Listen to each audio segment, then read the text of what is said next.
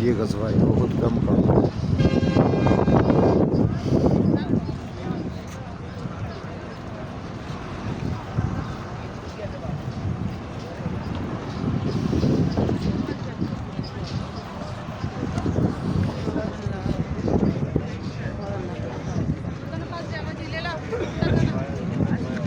آ جائے بھائی صاحب آ جائے، پہلی زیارت کر لے بعد میں دانہ ڈالے۔ مرد حضرات ایک سائڈ پہ کھڑے ہو جائیں، خواتین دوسری سائڈ پہ کھڑے ہو جائیں۔ آپ ماجی ادھر آ جائیں، بھائی صاحب ادھر آ جائیں۔ بھائی کرام، اس جگہ پہ ہم کھڑے ہیں، یہ غزوہ احد کا میدان ہے۔ غزوہ احد اسلام کی دوسری بڑی جنگ ہے۔ پہلی غزوہ بدر، دوسری غزوہ احد اور تیسری غزوہ خندق، یہ اسلام کی تین بڑے جنگیں تھیں۔ میں جب غزوہ بدر میں مشرکین مکہ کے 70 بڑے بڑے سردار مارے گئے، جن میں ابو جہل سرفہرست تھا، اور 70 گرفتار ہوئے۔ ان کا بدلہ لینے کے لیے جب ابو سفیان، جو اس وقت مسلمان نہیں تھے، وہ مشرکین مکہ کے سردار بنے، تو 1 سال تیاری کے بعد مسلمانوں سے احد کے دامن میں جنگ کا اعلان کیا۔ یہ جو پہاڑ آپ کو نظر آ رہا ہے حجاء کرام، یہ سارا یہ احد کا پہاڑ ہے۔ اس کی لمبائی 7.5 کلومیٹر سے لے کے 9 کلومیٹر تک ہے، اور اس کی چوڑائی تقریباً 3.5 کلومیٹر ہے۔ جب سیٹلائٹ سے اس کا معائنہ کیا گیا تو یہ لفظ محمد صلی اللہ علیہ وسلم بنتا ہے۔ حجاء کرام، جب مشرکین مکہ نے مسلمانوں سے اس احد کے دامن میں جنگ کا اعلان کیا، اس کی خبر جیسی نبی کریم صلی اللہ علیہ وسلم کو ہوئی تو سب اصحاب کرام کو جمع کیا اور مشورہ طلب کیا کہ جنگ کیسی لڑی جائے۔ سب اصحاب کرام نے اپنے اپنے مشورے دی، لیکن ان میں سے کچھ نوجوان اصحاب کرام ایسے تھے جو غزوہ بدر میں شامل نہیں ہوئے تھے۔ ان کی خواہش یہ تھی کہ ہم مدینہ منورہ کی بستی سے باہر جا کے جنگ لڑیں اور ہمیں شہادت نصیب ہو۔ حجاء کرام، اس کے بعد نبی کریم صلی اللہ علیہ وسلم 1000 لشکر کے ساتھ، جس طرف سے اب ہماری گاڑی آئی ہے وہاں سے، حجاء کرام پیچھے آپ کو حرم کے مینار نظر آ رہے ہوں گے، وہاں سے نبی کریم صلی اللہ علیہ وسلم 1000 کا لشکر لے کر احد کی طرف چل پڑے۔ راستے میں عبداللہ بن ابی، جو رئیس المنافقین تھے، اپنی 300 ساتھیوں کے ساتھ آدھے راستے سے واپس لوٹ گئے۔ اس کے دل میں منافقت تھی، وہ کہتا تھا کہ مسلمان بہت توڑے سے ہیں۔ اس وقت مسلمانوں کی تعداد بھی کم تھی اور ان کے ساتھ جنگی سامان بھی بہت کم تھا، لیکن مشرکین مکہ کا جو لشکر تھا وہ 3000 کا تھا۔ تو اس نے کہا کہ مسلمان بہت توڑے سے ہے، یہ یقیناً جنگ ہار جائیں گے۔ تو جب یہ جنگ ہار جائیں گے تو میں مشرکین مکہ کے ساتھ شامل ہو جاؤں گا۔ اگر اتفاقاً یہ جنگ جیت بھی جائے تو میں پہلے سے مدینہ میں رہتا ہوں، یہاں ان کے ساتھ رہ جاؤں گا۔ اس کے بعد نبی کریم صلی اللہ علیہ وسلم 700 کا لشکر لے کر اس احد کے میدان میں پہنچ گئے۔ یہ میدان پہلے ایسا نہیں تھا حجاء کرام، یہ اس طرح سرخ کلر، جس طرح آپ کو یہ پہاڑ نظر آ رہا ہے، اس طرح میدان تھا۔ یہ ابھی یہ ٹیل وغیرہ لگا کے اس کو ہموار کیا ہے۔ حجاء کرام، جیسے نبی کریم صلی اللہ علیہ وسلم یہاں پر پہنچے تو اس پہاڑ کو اپنے پشت پہ رکھا۔ اس سائڈ پہ جو باغات آپ کو نظر آ رہا ہے وہاں پر مشرکین مکہ موجود تھے حجاء کرام، تقریباً 3000 کا لشکر وہاں پر ان کا موجود تھا۔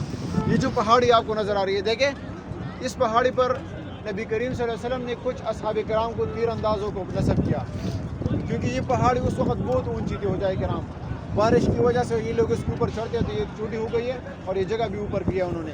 حجاء کرام، اس سے پورا میدان نظر آتا تھا۔ تو نبی کریم صلی اللہ علیہ وسلم نے وہاں پر اصحاب کرام کو نصب کیا تیر اندازوں کو۔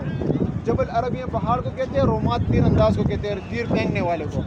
اور فرمایا کہ جب تک میرا حکم نہ آئے تب تک آپ نے یہ جگہ نہیں چھوڑنی، جنگ کا کوئی بھی نتیجہ نہیں ہے۔ ہفتے کے روز جیسے جنگ کا آغاز ہوا، پہلے مرحلے میں مشرکین مکہ کو شکست ہوئی اور ان کے پیدل والے لشکر یہ میدان چھوڑ کر یہاں سے بھاگ نکلے۔ خالد بن ولید، جو اس وقت مسلمان نہیں تھے حجاء کرام، ان کا لشکر گھوڑوں پہ سوار تھا۔ یہاں پر جو اصحاب کرام نصب تھے عبداللہ بن جبیر کی سپہ سالاری میں، انہوں نے مشورہ کیا کہ ہمیں نیچے جانا چاہیے، ہم نے ویسی بھی جنگ جیت چکے ہیں تو ہمیں ہمارے غنیمت اکٹھا کرنا چاہیے۔ ان میں سے جو کچھ اصحاب کرام تھے وہ نیچے آئیں۔ عبداللہ بن جبیر رضی اللہ عنہ نے فرمایا کہ نبی کریم صلی اللہ علیہ وسلم کا حکم ہے کہ جب تک میرا حکم نہ ہے تب تک آپ نے اپنی جگہ نہیں چھوڑنی۔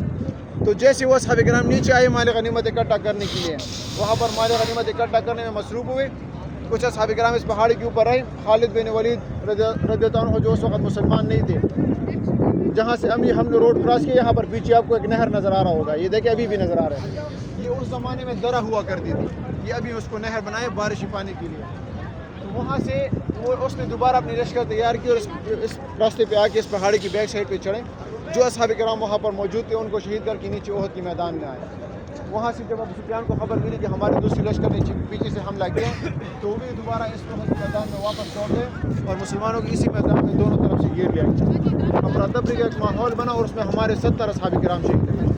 اسی دوران ایک مشرک نے نبی کریم صلی اللہ علیہ وسلم کو پتھر مارا اور نبی کریم صلی اللہ علیہ وسلم کے 2 دندان مبارک بھی اسی جنگ کے دوران شہید ہوئے تھے اور رخسار مبارک میں بھی زخم آیا تھا. جب اصحاب کرام مرحم پٹی کیا نبی کریم صلی اللہ علیہ وسلم کو اس احد کی پہاڑ کی طرف لے کر گئے تو جہاں پر آپ کھڑے بالکل سامنے دیکھیں ہو جائے کرام یہ دیکھیں یہ لائٹ لگی ہوئی ہے نا, وہ آخری تیسرا نمبر جو لائٹ ہے جس کا کمبا ہے اس کے پیچھے دیکھیں تو آپ کو ایک دراڑ نظر آئے گا پہاڑ میں. وہاں پر نبی کریم صلی اللہ علیہ وسلم کو جب لٹایا گیا تو بہت کا پہاڑ نہیں جسے موم کی طرح نرم ہوا ایک کرسی بن گئی تھی وہاں پر. تو اسی دوران یہ جب موم کی طرح نرم ہوا تو نبی کریم صلی اللہ علیہ وسلم نے اس کے بارے میں کہا کہ احد ہم سے محبت کرتے ہیں اور ہم احد سے محبت کرتے ہیں, یہ جنتی پہاڑ ہے حجاء کرام. حجاء کرام یہاں پر ایک صحابی ہے اس کا نام ہے مصعب بن عمیر. وہ نبی کریم صلی اللہ علیہ وسلم کے ہو ہم شکل تھے. اسلام کا جھنڈا ان کے ہاتھ میں تھا. جب ایک مشرک نے ان کا ایک ہاتھ کاٹا تو دوسرے ہاتھ میں اسلام کا جھنڈا قائم رکھا, اور جب دوسرا ہاتھ کاٹا گیا تو اپنے بازو کو سینے سے لگا کے اسلام کا جھنڈا قائم رکھا اور اس طرح وہ شہید ہوئے. جب وہ شہید ہوئی تو ایک مشرک نے اس احد کے میدان میں آواز لگایا کہ نبی کریم صلی اللہ علیہ وسلم شہید ہو چکے ہیں. تو اصحاب کرام کے حوصلے پس ہوئی, جو جہاں پہ تھا انہوں نے وہاں پہ اپنی تلوار پھینکی اور اس احد کے دامن میں کچھ اس طرف بھاگی کچھ اس طرف بھاگی اور کہا کہ ہم جس نبی کے لیے لڑ رہے تھے وہ اس دنیا میں نہیں رہے تو ہمارے جنگ کرنے کا کوئی مقصد نہیں ہے. بعد میں حضرت علی رضی اللہ عنہ کی نظر جیسے نبی کریم صلی اللہ علیہ وسلم پہ پڑی کہ مشرکین کے گروپ نے ان کو چاروں طرف سے گھیرا ہوا ہے تو فوراً اس گروپ میں کود پڑے اور مشرکین مکہ کو وہاں سے دور بھگایا اور اس احد کے دامن میں آواز لگایا کہ الحمدللہ نبی کریم صلی اللہ علیہ وسلم زندہ ہے. اصحاب کرام واپس لوٹ گئے, دوبارہ اپنے صفے بنائی, لیکن اس وقت تک بہت دیر ہو چکی تھی اور ہمارے 70 اصحاب کرام اس میں شہید ہوئے, جن میں سید الشہداء حضرت امیر حمزہ رضی اللہ عنہ جو نبی کریم صلی اللہ علیہ وسلم کے ایک چہیتے چچا تھے, ان کو بڑی بے دردی کے ساتھ یہاں پر شہید کیا گیا. حجاء کرام ان کا سینہ چیرتے ان کا کلیجہ مبارک نکالا گیا, ان کے ہونٹ مبارک کاٹے گئے, ان کی ناک مبارک کاٹی گئی, ان کے کان مبارک کاٹے گئے اور ان کے ہاتھ مبارک کاٹے گئے, کئی ٹکڑے کیے گئے ان کے جسم مبارک کی. جب نبی کریم صلی اللہ علیہ وسلم کو خبر ملی اور حضرت امیر حمزہ رضی اللہ عنہ کے جسم مبارک کے پہنچے تو ان کی وہ حالت دیکھ کر نبی کریم صلی اللہ علیہ وسلم کے آپ کو نماز پڑھی, نبی کریم صلی اللہ علیہ وسلم اس کے بعد حضرت امیر حمزہ کو سید الشہداء کا لقب دیا گیا. قیامت تک جتنے بھی شہید آئیں گے حضرت امیر حمزہ رضی اللہ عنہ کے سردار ہوں گے. یہ جو مسجد ہے 2014 میں بنائی گئی ہے سید الشہداء کے نام سے. سامنے جنت البقیع جیسا جنگلہ آپ کو نظر آ رہا ہوگا, وہاں پر 3 قبریں موجود ہو جائیں گی. حضرت امیر حمزہ رضی اللہ عنہ کے دوسرے مبارک کی طرف ہے, اس میں 2 اصحاب کرام اکٹھے زمانے حضرت عبداللہ بن جحش رضی اللہ عنہ کہ نبی کریم صلی اللہ علیہ وسلم کے ہم شکل تھے, اور عبداللہ بن جحش حجاء کرام ان کی یہ نبی کریم صلی اللہ علیہ وسلم کی کزن بھی تھی اور ان کی ایک بہن حضرت نبی کریم صلی اللہ علیہ وسلم کی نکاح میں بھی تھی, زینب بنت جحش. باقی اصحاب کرام کی اجتماعی قبر بنا دی گئی ہے کیونکہ ان کی پہچان بہت مشکل تھی, سب کو اکٹھا ایک ہی جگہ پہ دفنا دیا گیا. کچھ اصحاب کرام اس میں ایسے تھے جو زخمی حالت میں مدینہ منورہ جا کے ان کو لے کر گئے, وہاں پر وہ شہید ہوئے تو ان کی قبر جنت البقیع میں ہے, جا کے وہاں پر سلام پیش کرتے. حجاء کرام روزہ رسول کی بعد سب سے بڑی زیارت حضرت امیر حمزہ رضی اللہ عنہ کا روزہ ہے. حجاء کرام یہاں پر آپ دل سے جو بھی دعا مانگیں گے اللہ تعالیٰ ضرور قبول کرے گا.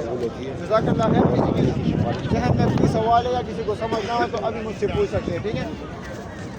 یہ جبل رومات, جبل عربیہ پہاڑ کو کہتے ہیں, رومات کی رمداس کو کہتے ہیں. وہ جبل احد, جبل عربیہ پہاڑ کو کہتے ہیں, احد اس کا نام ہے. یہاں پر جو جنگ ہوئی اس کو غزوہ احد کہتے ہیں. غزوہ ان جنگ کو کہتے ہیں جس میں نبی کریم صلی اللہ علیہ وسلم نے خود تلوار اٹھائی, خود جنگ کی ہو اور جنگ کے کمان نبی کریم صلی اللہ علیہ وسلم کے ہاتھ میں ہو, اس کو غزوہ کہتے ہیں. اور جو جنگ جہاں پہ لڑی گئی اسی کو اسی جگہ کا نام دیا گیا.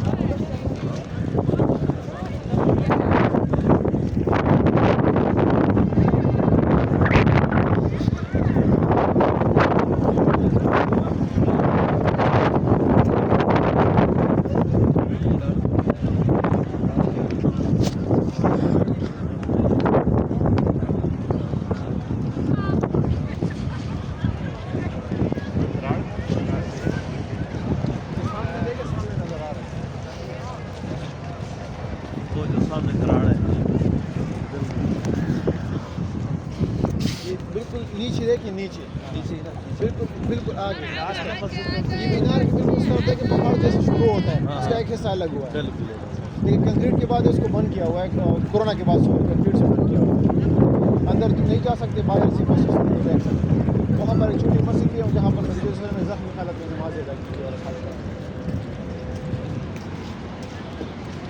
اس کی یہ اس کا آگے والا حصہ ہے ایسے پیچھے اندر جا کے اس میں پورے درے موجود ہیں وہاں پہ یہ گاؤں وغیرہ سب کچھ ابھی بنے یہ پہلے نہیں تھے کچھ بھی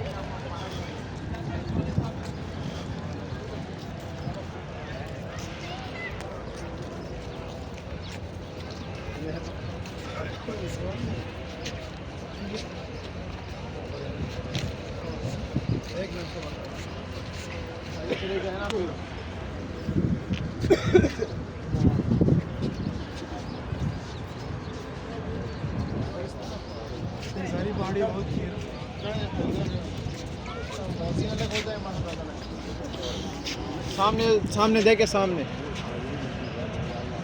یہ کالے بلاک نظر آ رہے ہیں سب کو اس کالے بلاکوں میں 2 قبریں موجود ہیں جو 4 کونوں والا کڑا بلاک ہے جو ہماری طرف ہے یہ حضرت امیر حمزہ رضی اللہ عنہ کی قبر مبارک ہے ٹھیک ہے بھائی صاحب نظر آ گئے سب کو ان کے پاؤں مبارک کی طرف دیکھیں تو گول سا پتھر لگے ہوئے بیچ میں ایک چھوٹا پتھر موجود ہے ان میں 2 صحابہ کرام میں کٹے دفن ہیں حضرت مصعب بن عمیر جو نبی کریم صلی اللہ علیہ وسلم کے ہم شکل تھے اور عبداللہ بن جحش رضی اللہ عنہ اسی باؤنڈری وال کے اندر الٹے ہاتھ پہ دیکھیں وہ چھوٹی سی سیڈ وال نظر آ رہی ہے چھوٹی سی باؤنڈری وال اندر یہ چاروں طرف ایسے ایک گڑھا بنایا گیا ہے وہاں پہ سامنے اس میں سے باقی اصحاب کرام جو تھی ان کی اجتماعی قبر ہے ٹھیک ہے 3 یہاں پہ ہیں باقی اصحاب کرام وہاں پہ اس میں سے کچھ اصحاب کرام کی قبریں جنت البقیع میں جو ہماری طرف قبر ہے جو کڑا بلاک ہے یہ حضرت امیر حمزہ رضی اللہ عنہ کی جو نبی کریم صلی اللہ علیہ وسلم کے چچا مبارک تھے ٹھیک ہے ان کے پاؤں مبارک کی طرف دیکھیں گول پتھر لگے ہوئے ہیں اس میں 2 صحابہ کرام میں کٹے دفن ہیں مصعب بن عمیر عبداللہ بن جحش باقی صحابہ کرام اسی باؤنڈری وال کے اندر یہ چاروں طرف ایک گڑھا